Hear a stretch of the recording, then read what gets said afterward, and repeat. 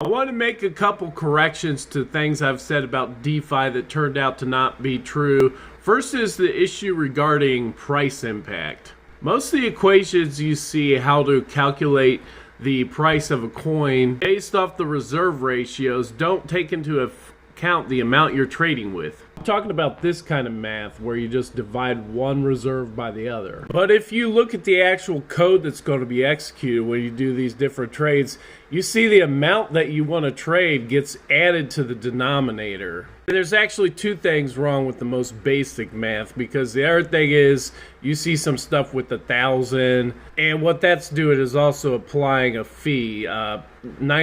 It ends up being 997 over 1,000, so 0.003% fee. So when you see the simplified amount, basically the way to think of that is that's if you traded an amount of 0. But in the real world, when the rubber hits the road, how much you trade is going to affect the output. And we can see the effect of this. Basically, when you see these price impact too high and those huge kind of differences when you're trading, it basically means that they have no liquidity in the pair. Now, we can see this in the real world. The smaller I make my trade, the less of the price impact it's going to have, because the less we're adding in the denominator in that math. So watch what happens as I add zeros.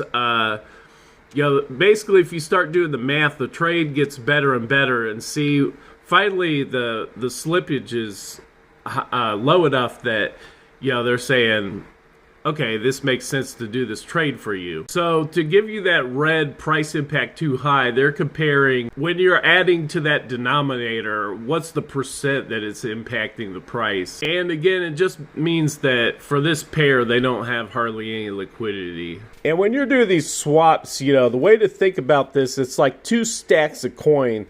The smaller this one stack gets, that means that people are swapping from this thing to the other coin.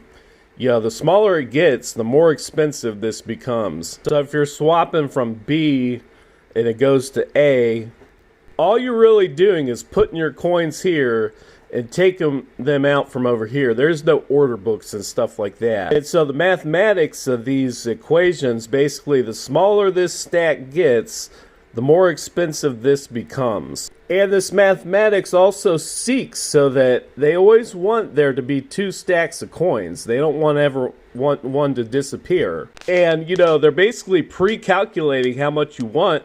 If you're saying, hey, I want the whole damn stack, the price is going to be infinity, because they don't want that to happen. So that's how to think of this stuff, why the math is the way it is, and what price impact really is.